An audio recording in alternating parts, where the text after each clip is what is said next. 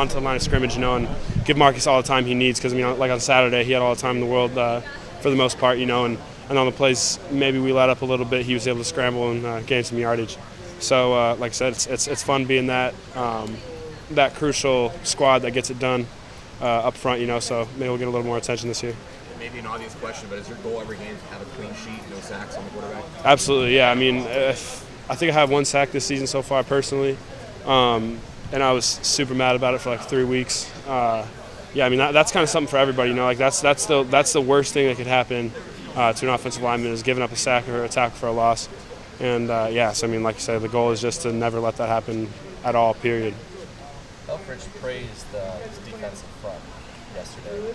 What have you seen out of them so far? What makes them good? There's really hard workers. Like a lot of teams, they'll give up after about halfway through the play if they're still getting blocked. These guys won't.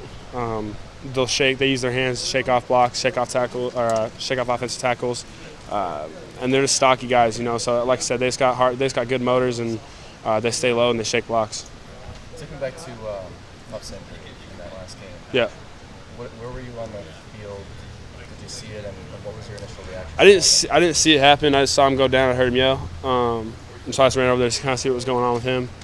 I think I was actually pretty close to him when it happened, but like I said, I didn't see it. But yeah, it was. I wasn't sure what had happened, because I heard it. It looked pretty bad, and Huff's reaction to it, obviously. When you get hurt like that, the first thing you always think of as a football player is like season ending. Like I hope whatever just happened wasn't season ending. And I think that was kind of going through his mind a little bit. So he was freaking out a little bit, So that kind of made us not freak out, but it was a little bit stressful. But we, he came back second half, caught a touchdown pass. It was a pivotal part of our offense in the second half, so it was good. What does that say about him? He said that while he was down, the first things that were going through his mind was just like you said, season over. I thought he broke his foot. Yeah. About, medical hardship and things like that, all in the first few minutes. Yeah, exactly. That's what always happens, but. I think it just shows how tough the kid is, man. I've known him for a while. Ever since I've been here, obviously, and he's a good friend of mine. And like I said, he's just a tough kid. And, like in every facet of life, that's mental toughness, physical toughness, all of it. And so I'm sure it hurt like hell when he was out there, but he got back on the field and he killed it. What does he mean to this offense this year? And I don't mean just from a numbers standpoint, obviously, but just his leadership he's providing this year. That's the thing about Huff is that he plays through things, and that really shows the young guys, that. Maybe in high school, the young guys, they could get away with getting out of practice because they had a cold or had a sore throat or something like that, or maybe they were a little banged up, had a sprained wrist.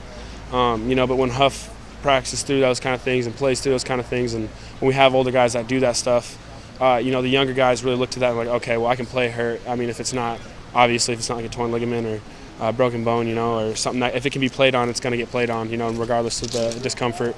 And, that's kind of what we try to teach our young guys. So that's kind of Huff's one of the main things Huff, and it's super important. So. Thanks, Tyler.